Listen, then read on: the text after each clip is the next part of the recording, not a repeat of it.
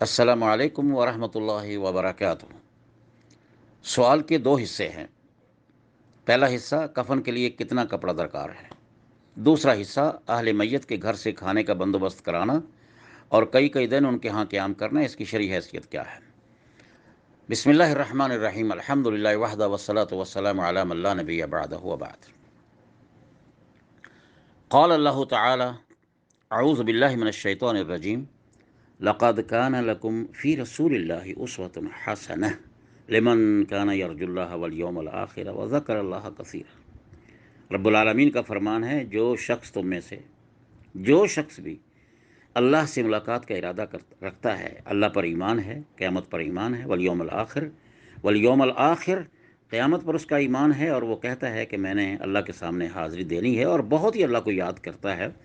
تو ایسے خوش نصیب شخص کے لیے تو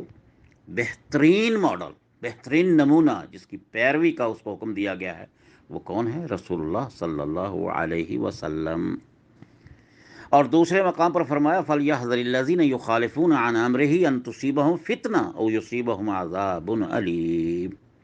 ڈرنا چاہیے ان لوگوں کو جو ان کی مخالفت کرتے ہیں، اللہ اور اللہ کے رسول کی حکم کی مخالفت کرتے ہیں، کہیں ان کو فتنہ، کوئی مصیبت، کوئی مشکل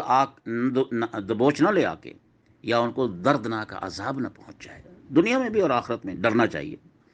اور تیسرے مقام پر ارشاد فرمایا وما آتاکم الرسول فخذوہ وما نہاکم عنہ فانتہوا۔ اللہ کا رسول جو آپ کو دیتا ہے وہ لے لو، جس سے منع کر دیتے ہیں پیغمبر اعظم صلوات اللہ وسلامہ علیہ، اس سے رک جائیے۔ اور آخری بات ابتدائی طور پر جو میں عرض کر رہا ہوں یہ ہے کہ یہ دین مکمل ہو چکا ہے۔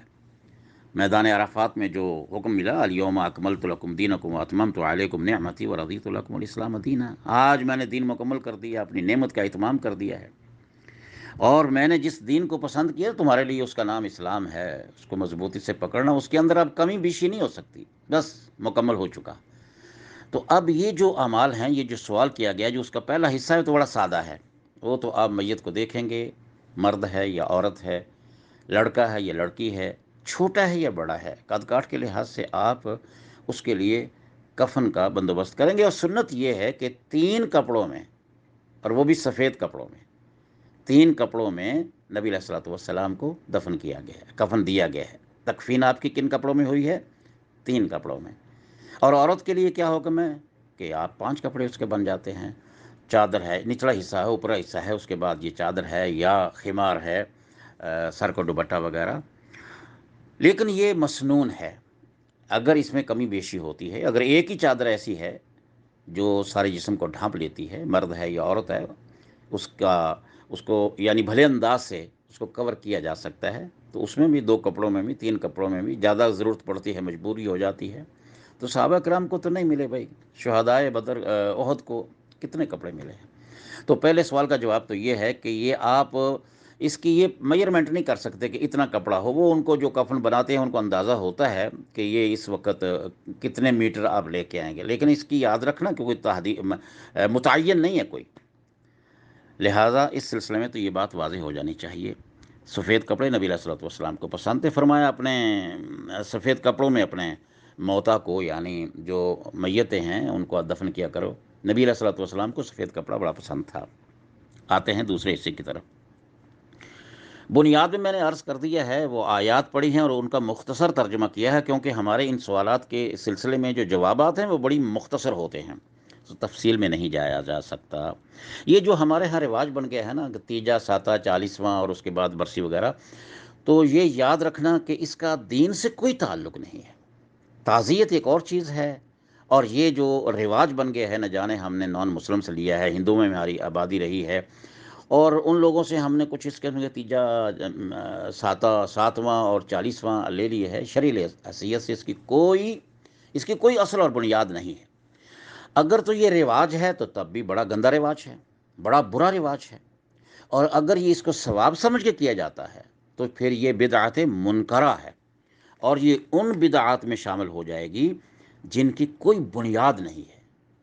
یعنی بدعت وہی ہے نا، من احدث فی امرنا ھذا ما لیس منہ فہو رد علیہ، یعنی مردود علی فاعلہ،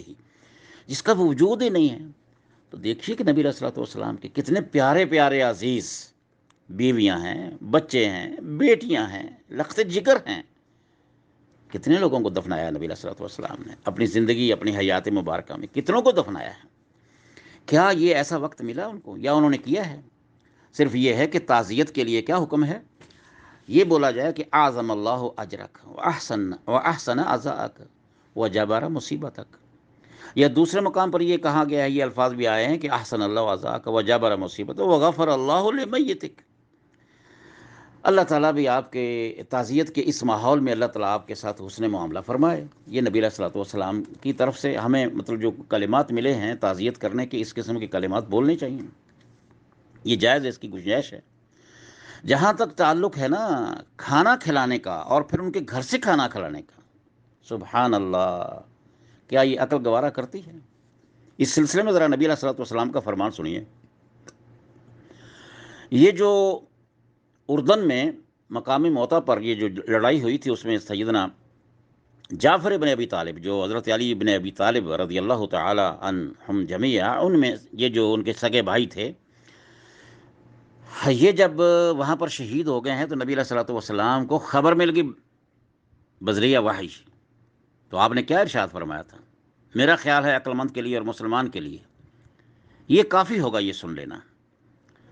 فرمایا امرا، یعنی النبی صلی اللہ علیہ وسلم، اہل بیت ہی، اس کے جو رشتہ دار ہیں ان کے لیے کہا گیا، ان یصنعوا لاہل جعفر طعاما، اہل بیت کہا گیا کہ جو جعفر کے گھر والے ہیں ان کے لیے کھانا بناؤ، ان سے نہیں کھانا بنوایا، ان کے لیے کھانا بناؤ، کھانا تیار کرو۔ اور آپ نے یہ بھی فرمایا کیوں ایسا کرنا ہے، انہ قد اتاہم ما یشغلہم، ان کو ایک ایسی مصیبت آئی ہے کہ اس وقت وہ کھانا وانا تیار نہیں کر سکتے، وہ اس میں مشغول ہو گئے ہیں، وہ غم اور فکر ہے ان کو، غم و اندوہ کے بادل ہیں ان کے اوپر چھائے ہوئے،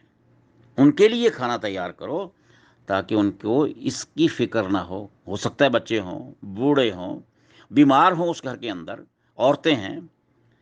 تو ان کے لیے کھانے کا بندوبست کیا ہے؟ اگر آپ اس میں لگے رہیں گے، وہ تو میت کے کفن دفن میں لگے مشغول ہو گئے، اور اگر ان کے لیے کوئی کھانا تیار نہیں کرے گا تو وہ مشکل میں ہوں گے، ضرورت ہے ان کو کھانے کی، لہٰذا ان کے لیے کیا ہے، ان کے لیے کھانا بناؤ۔ یہ جو 3 دن بیٹھنا ہے، 3 دن اور 7ویں دن اور 40 دن، یہ تو ہے بدعات منکرہ ہیں، اس کا کوئی ثبوت اور اصل ہے ہی نہیں، یہ بدعت ہے، اور پاکستان میں اس کا بہت بڑا رواج ہے، دوسرے ملکوں میں پھیلی ہوئی ہے۔ اللہ تعالیٰ ہمیں سنت پر عمل کرنے کی توفیق عطا فرمائے۔ عشق و محبت رسول کا تو بڑا دعویٰ کیا جاتا ہے صلی اللہ علیہ وسلم، فدا ہو ابی و امی، اللہ کی محبت اور اللہ کے رسول کی محبت، عشاق، عاشقان رسول، لیکن آپ کا فرمان ایک طرف اور عشق ایک طرف ہے، محبت ایک طرف ہے۔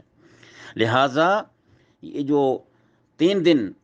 کے لیے لوگ آ کے بیٹھ جاتے ہیں، 3 دن 4 دن، ان کے گھر کا کھانا چلتا رہتا ہے، ان کے اخراجات ہوتے رہتے ہیں، یہ تو بھئی بہت بڑی جہالت ہے،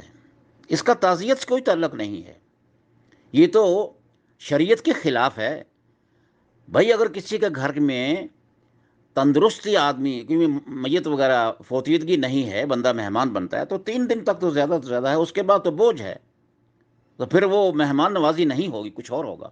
اور پھر ان کے گھر میں 3 دن 4 دن آ کے ٹھہرنا، بھئی اگر وہ آتے ہو ان کا خرچہ برداشت کرو،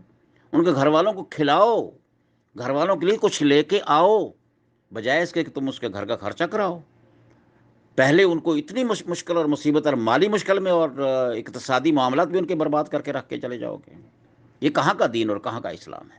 لہٰذا اس رواج سے، ان عادات سے امت مسلمہ کو نکلنا چاہیے، اور اسی میں خیر ہے اور اسی میں برکت ہے۔ دعا ہے رب العالمین ہمیں